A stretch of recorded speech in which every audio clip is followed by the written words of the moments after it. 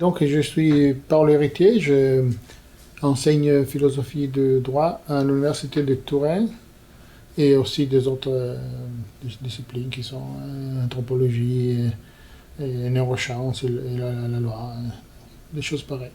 Et donc, ma recherche, il va être au sujet d'un philosophe italien qui est aussi un juriste, qui est Giambattista Vico, du XVIIIe siècle, et qui en fait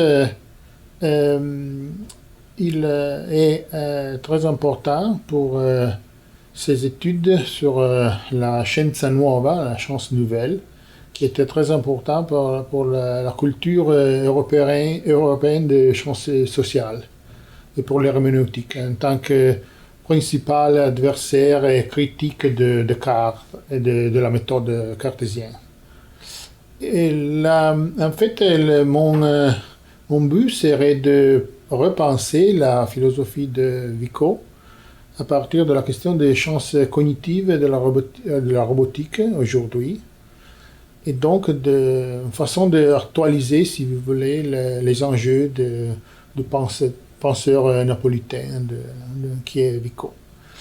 Et la recherche va s'inscrire dans filon d'une façon de faire de la recherche aux États-Unis qui sont les Visual Legal Studies, qui est en fait une tentative de penser le droit par rapport à la communication et à l'image, donc à la société de l'image et de la communication dans laquelle nous sommes immersés aujourd'hui.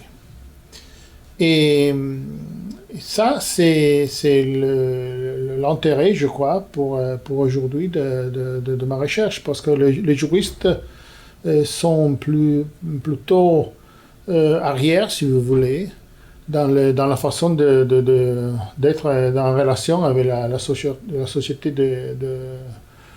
contemporaine, et par rapport à la relation entre l'image et le texte. Je m'explique très brièvement.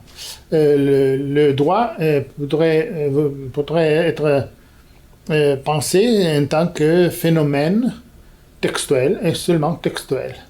En fait, lorsque le droit il va être inséré dans une société, dans la problématique de communication de la société médiatique, il devient toute autre chose. Et donc, il y a une façon de dire et de penser la relation entre l'image et le droit. Et ça, c'est l'enjeu à partir duquel je vais relire le philosophe napolitain, et donc à repenser la question de son principe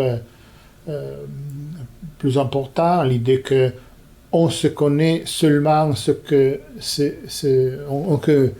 fait par rapport à la robotique. Parce qu'en fait, l'homme, il va à faire le robot en tant que petit dieu, qui en fait fait le robot à son image et ressemblance.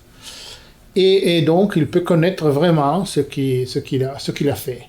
Et donc, il y a un effet spéculaire, si vous voulez, de jeu d'image entre le robot et l'homme.